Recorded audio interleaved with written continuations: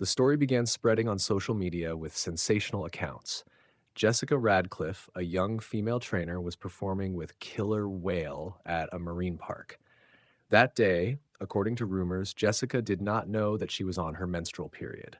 The smell of blood made the killer whale unusually aggressive. While performing a dive close to the water's surface, Jessica was lunged at by the giant whale, bitten, and dragged to the bottom of the pool. Witnesses recounted the chaotic scene: screams, water splashing, staff making rescue efforts, but in vain. The rumor even said that after several minutes of struggle, Jessica was eaten by the whale right in the tank in front of the audience. This story quickly attracted millions of views and shares, accompanied by images and videos said to capture that horrifying moment. But when verified, the truth was completely different. After thorough research, the news that trainer Jessica Radcliffe was bitten to death by a killer whale was entirely fake. According to Hindustan Times, there is no evidence that a person named Jessica Radcliffe ever existed or was attacked by a whale. There are no reports from any marine park, OSHA, or official death information related to this incident. Multiple fact-checking articles from IB Times, Bollywood Shotties, and other platforms also confirm that this is a hoax created from images and videos produced by AI. A Reddit post emphasized Jessica doesn't exist. The videos were AI generated. No police reports, no marine park statements, no real evidence. In conclusion, there is no case of trainer Jessica being bitten to death by a whale. This is merely a fabricated product using AI technology to create sensational content to attract viewers. But there have been similar real incidents that were not created by AI. Killer whales, they are promoted as the artists of the ocean, close performing partners of humans. But in just a moment, these giants can turn a dazzling stage into the scene of a nightmare. In 1991, a young trainer was pulled to the bottom of the pool and never returned. In 2009, a peaceful training session turned into a life and death struggle lasting several minutes. And in 2010, right in the middle of the lights and applause, one of SeaWorld's iconic faces was dragged down into a deadly vortex. These are not movie scenes, but three real stories, leaving behind a question that chills the world. Did they attack out of instinct or because years of captivity had stripped away their last restraint? Hello, everyone. I'm Mr. High. If you find this story worth reflecting on, please subscribe to the channel to support this U90 old man to have more motivation to continue telling strange, dark, and true stories in the upcoming videos.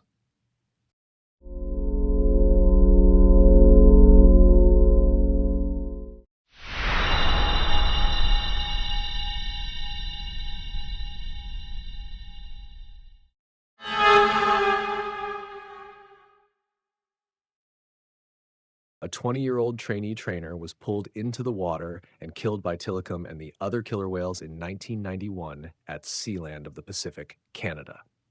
On February 20th, 1991, the city of Victoria, British Columbia, Canada, was wrapped in the distinct cold of a coastal winter. Thick gray clouds seemed to press down close to the ground, and the salty scent of the sea seeped into every breath. At Sealand of the Pacific, a famous marine park in the area, the audience was eagerly awaiting the afternoon show. They had no idea that, in just minutes, they would witness a scene that would haunt many for life, and that the name Tilikum would forever be tied to fear. The person who stepped out from behind the stage that day was Kelty Byrne, 20 years old, a trainee trainer who had not been in the job for long but was already well liked by her colleagues. She had been an outstanding university swimmer, someone with a deep love for the ocean. For Kelty, working at Sealand was a dream, to be close to, care for, and train the giant creatures she had admired since childhood. But that dream, in the blink of an eye, was about to turn into an inescapable nightmare. The whale pool at Sealand was not much larger than a standard swimming pool, yet it confined 3 fully grown individuals: Haida 2, Nootka 4, and Tilikum. A massive male killer whale weighing over 5 tons, his dorsal fin collapsed after years in captivity. In the cramped conditions, they often became irritable, biting and raking each other, and the scars across Tilikum's body were clear proof of that. But to visitors, they were still the adorable and tame performers, able to do tricks and follow commands. That afternoon's show had just ended. Applause rang out, whistles echoed across the stands. Kelty walked close to the pool's edge, preparing for cleanup. But a single misstep on the wet wooden platform was enough to change everything forever. In an instant, she fell into the icy water. Some in the audience laughed, thinking this was an unexpected part of the show. But the smiles vanished quickly when a massive black shape surged up from the depths. Tilikum charged forward, clamping down on Kelty's leg and dragging her deep underwater. The water exploded, and Kelty's scream pierced the air. Haidatsud and Nutkafor quickly closed in, surrounding the small human. Kelty fought to break free, kicking hard to reach the surface, her eyes wide in sheer panic. Each time she managed to break into the air, a powerful shove would force her back down. Staff threw lifebuoys into the water, but the whales pushed them away as if playing a cruel game. Strict safety rules forbade staff from entering the pool to attempt a rescue, rendering every effort useless. The cry, "Somebody help me," rang out a few more times, then grew weaker. Many in the audience covered their mouths in tears, while others sat frozen, unable to believe what they were seeing. The whales took turns grabbing and releasing her, only to pull her under again, as though deliberately prolonging the ordeal. The struggle lasted over 10 minutes. For Kelty, it must have felt longer than a lifetime. She was an excellent swimmer, but against the strength and coordinated tactics of 3 killer whales, that skill meant nothing. On the final submersion, Kelty did not surface again. The pool's surface became still, with only small ripples spreading out and a heavy, deathly silence settling over the stands. It took some time before staff were able to recover Kelty's body when the whales finally let go. The autopsy report concluded that she died from drowning, accompanied by multiple injuries to her legs and body. The news spread rapidly across Canada and the world, sparking outrage and fear. Animal protection organizations condemned the conditions at Sealand, describing it as an underwater prison that drove the animals out of control. Just 1 year later, Sealand of the Pacific closed permanently. Tilikum and the 2 female whales were transferred to SeaWorld in the United States. But the story did not end there. In the years that followed, Tilikum would be involved in 2 more deaths, including the 2010 incident with trainer Dawn Brancheau, which ignited a global debate about keeping killer whales in captivity for entertainment. That day, amid the sound of waves crashing against the rocky shore of British Columbia, a dream was shattered in just minutes. Kelty Byrne passed away at the age of only 20, leaving behind a question that has never been satisfactorily answered. Was this simply an accident, or the result of years of repression and suffering in a cramped tank? And if it was the latter, can we truly blame these creatures? Or must we blame the humans who confined them? Do you think Tilikum's actions that day were the instinct of a predator or a cry of protest after years of captivity? Leave your answer in the comments. I want to know your thoughts.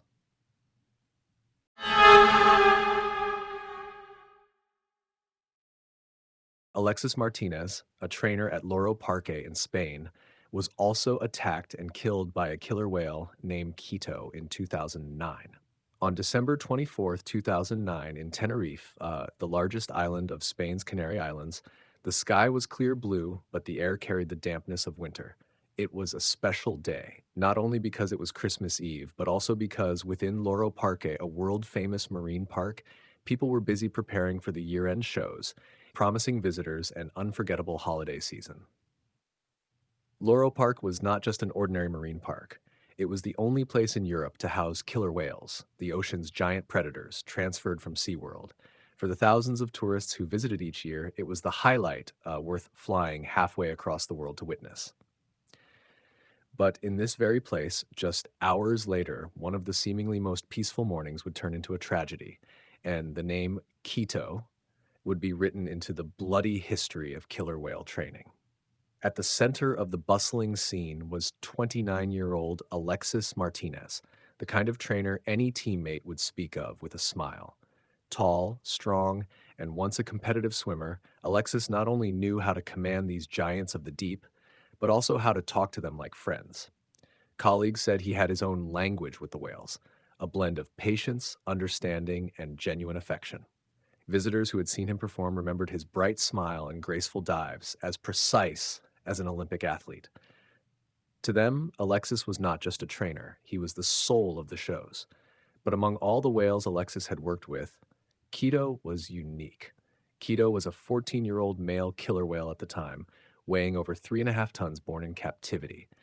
He had never known the vastness of the open ocean, had never hunted freely, had never heard waves crash against towering sea cliffs.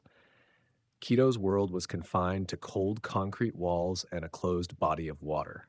Like many whales raised this way, Keto carried unpredictable behaviors, calm at times, suddenly irritable at others without clear explanation.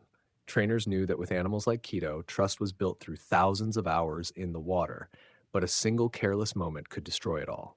The air at Laurel Park in those final days of the year was filled with excitement. Christmas lights glittered along the walkways, festive music played everywhere. In the killer whale training area, the performance team was preparing for the holiday show. The plan included acrobatics, ring jumps, and direct audience interaction. The whales, including Keto, had been rehearsed for weeks. On paper, everything was perfect. But anyone in the business knew, no matter the plan, killer whales were never truly safe. That morning, nothing hinted at the storm to come.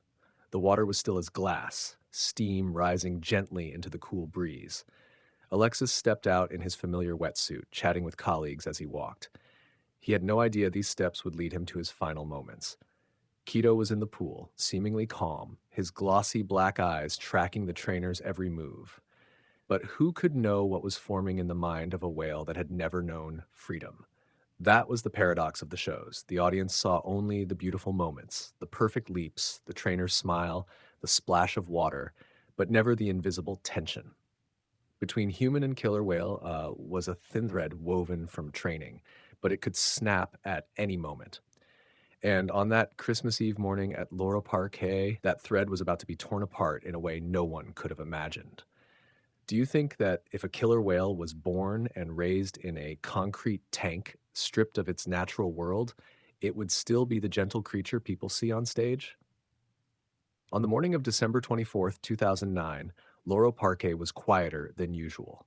Outside the park, Tenerife's streets were already emptying, as most families stayed home to prepare for Christmas dinner. But inside the whale training area, the sound of water lapping against the pool walls mixed with whistles and short commands. For the training team, this was no day off. Even though only a few visitors were in the stands, everything proceeded strictly, as the big holiday show was just one day away. Alexis appeared in his familiar wetsuit. He checked safety equipment while exchanging a few words with a colleague. His face lit with a faint smile as he glanced at the main pool where Keto was circling slowly. The massive whale, with smooth black and white skin, looked calm like a floating boulder in the deep blue water. The relationship between Alexis and Keto had been built over years, hundreds of hours training together. In Alexis's eyes, Keto was not just an animal under training, he was a partner on stage, even a unique personality. The session began with familiar moves. Hand signals, Keto diving, spinning, and surfacing to blow water. Alexis swam alongside, diving deep, then surfacing, his hand brushing the whale's back at the end of each drill. Everything went smoothly, as it had hundreds of times before. The rhythm between man and whale was so perfect that observers could forget that beneath the surface, they were interacting with one of the smartest and most dangerous predators on Earth. Then, everything changed. And it happened so fast, no one realized they were witnessing the turning point of a tragedy. As Alexis finished one move and prepared for the next, Keto suddenly dove deeper than usual. It was a subtle act, barely noticeable to the untrained eye, but to seasoned trainers, it was a red flag. No one had time to react. Seconds later, from the dark water below, Keto shot upward at incredible speed, slamming hard into Alexis. And that was only the beginning of the tragedy. What happened next would leave not only Alexis's colleagues, but the entire world questioning what truly goes through a killer whale's mind when a familiar partner suddenly becomes its prey. When Keto surged from the dark water and slammed into Alexis, the sound was like a massive log striking the surface of a river. The impact carried the full force of a 3.5-ton predator, along with the raw ferocity of its nature. Alexis staggered, and before he could regain his balance, Keto clamped onto his torso and dragged them both to the bottom. The once still water became a storm, churning with white spray. Onshore, chaos erupted. Whistles blared, shouts rang out. One trainer threw a life ring, another tried to distract Keto by slapping the water and sending out familiar ultrasonic cues, but Keto ignored them completely. He held Alexis tightly, circling the pool in wide arcs, surfacing briefly before diving again as if showing off his catch. Each time Alexis broke the surface, he tried to take a deep breath, his eyes wide with terror. But those moments were fleeting, just long enough for those watching to feel a spark of hope before it was snuffed out again. The air was thick, the tension so heavy that people could feel their heartbeat match the pounding of the water. Rescue staff stood ready, but no one dared jump in, not just because of strict safety rules, but because instinct warned that anyone entering the water now would face the same fate. Keto remained in control, circling like a predator, savoring its absolute advantage. Every minute felt like an hour. The handful of spectators and backstage staff watching from the stands were frozen in place, many afraid to even blink. Some covered their mouths, holding back sobs. A female trainer stood at the pool's edge, calling Keto's name over and over, her voice hoarse, but the only response was a deep black stare and a slow, cold glide through the water. Then, suddenly, Keto brought Alexis to the surface near the edge, as if contemplating something. A staff member quickly reached with a hook pole to pull him in, while two others braced themselves to avoid falling into the water. At last, Alexis's body was brought to shore. He was unconscious, lips pale, skin beginning to change color from cold and lack of oxygen. Start CPR rang out immediately, and one trainer began chest compressions while another performed mouth to mouth. Those moments were a desperate race against time. The counting of compressions echoed sharply in the air that, just minutes earlier, had been filled with splashing water and whistles. A stretcher was rushed in, Alexis was placed on it, and quickly moved to the emergency area. An ambulance was waiting at the backstage exit, and within less than a minute, it sped away, leaving Laurel Parquet under a heavy, stone-like silence. At the hospital, doctors continued resuscitation efforts, but it was too late. On that Christmas morning, Alexis Martinez took his final breath. The autopsy later confirmed the cause of death as multiple traumatic injuries combined with drowning. His body bore deep bruises, broken bones, and bite marks matching Keto's jaws. When the official report was released, the killer whale training community was shaken. Keto, according to records, had never before carried out a serious attack on a person, but some former colleagues admitted it had shown aggressive behavior during training.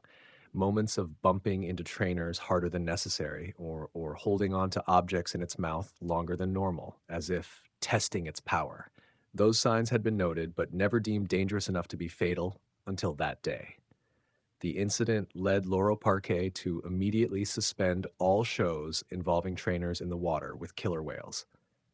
A comprehensive investigation was launched with the cooperation of Spanish authorities, marine biology experts, and representatives from SeaWorld, the organization that owned and managed the whale training program there.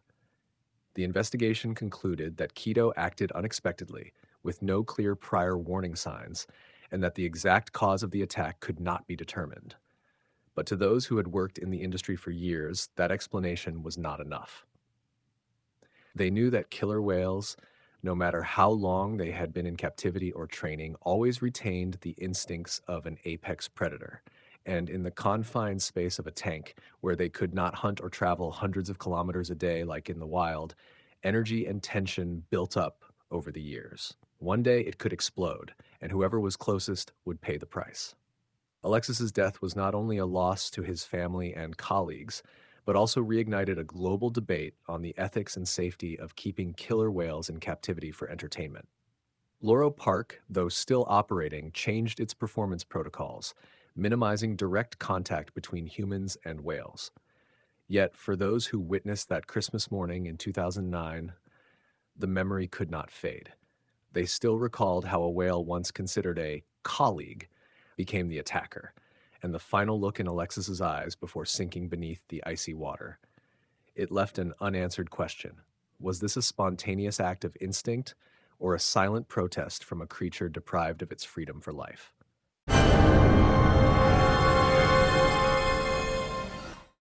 Dawn Brancho, a trainer at SeaWorld Orlando, was killed in 2010 after being pulled into the water and killed by the killer whale Tilikum.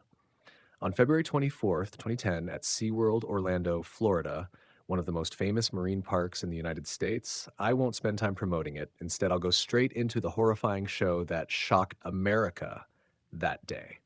Dawn Brancho is the name at the center of this story. She was 40 years old and had over 15 years of experience working with the ocean's giants. That day, Dawn's performing partner was no ordinary killer whale. It was Tilikum, a massive male weighing over zero point 0.4 tons, more than 6 meters long, with a collapsed dorsal fin characteristic of orcas long kept in captivity. Tilikum carried a dark history. It had been involved in the death of Kelty Byrne, a trainer at Sealand of the Pacific in Canada in 1991, and Daniel Dukes, a visitor who snuck into the whale's enclosure in 1999. But with her experience, Dawn believed she had successfully trained her partner after hundreds of successful shows. On February 24th, 2010, that belief was about to be tested in a way no one could have imagined. At midday on February 24th, 2010, the outdoor stage area of SeaWorld Orlando was bathed in brilliant golden sunlight. In the stands, diners enjoyed lunch in what seemed like a perfect setting: the deep blue pool, the gentle sound of water lapping at the walls, and right at the pool's edge, veteran trainer Dawn Brancho performing the Dine with Shamu segment with Tilikum. For many, this was the highlight of their trip: the chance to eat while watching a woman and a massive killer whale interact like old friends. Dawn leaned down close to the water, her warm smile still intact.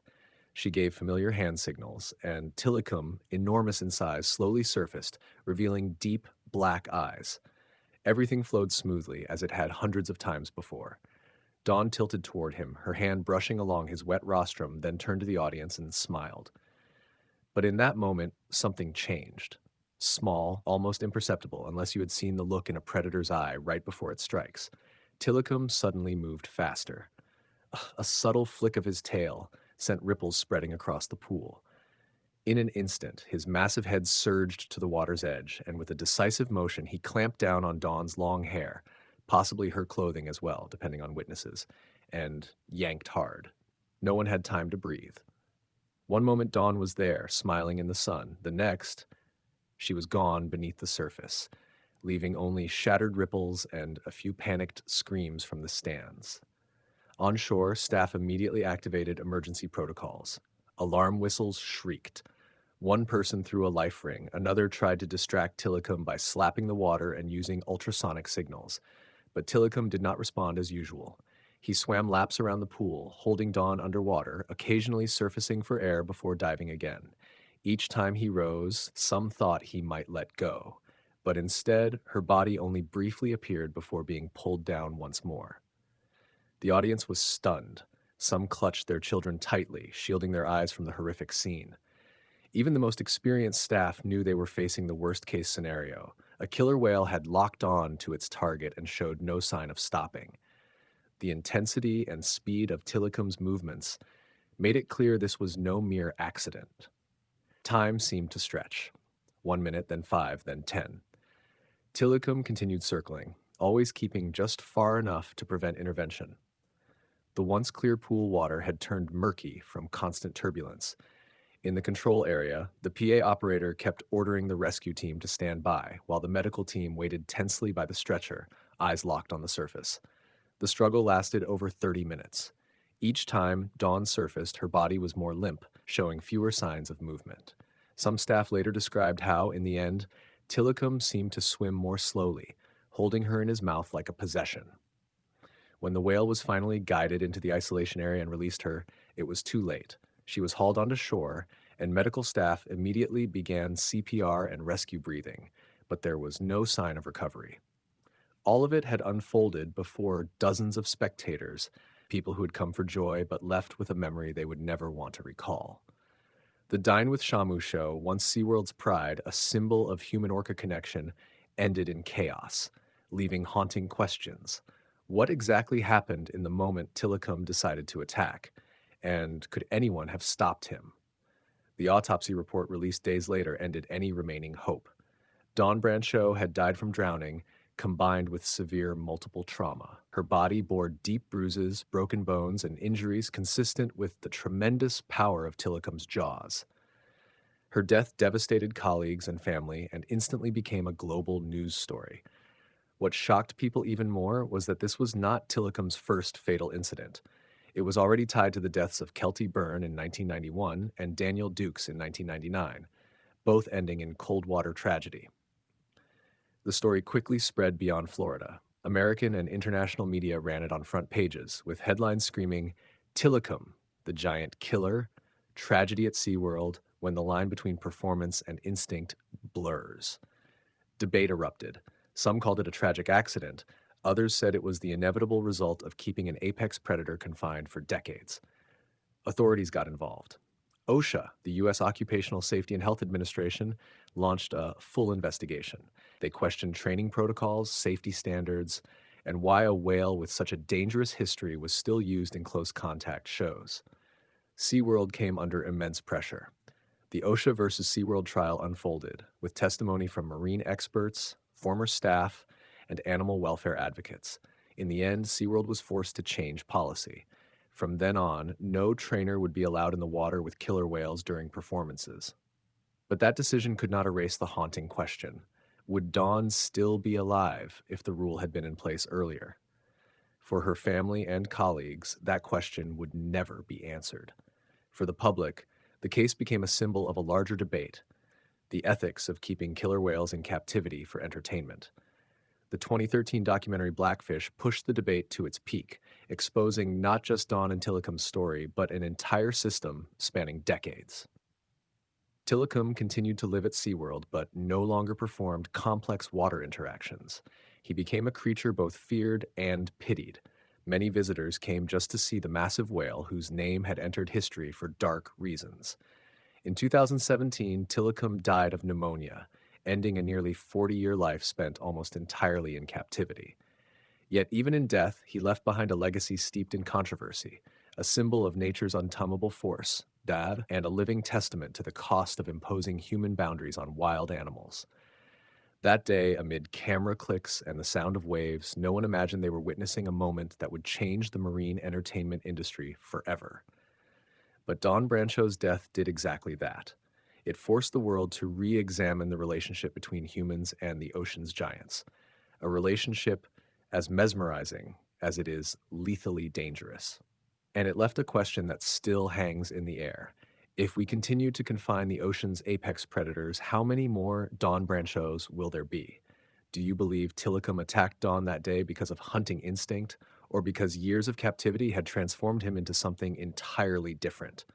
Share your thoughts in the comments. I truly want to know your answer.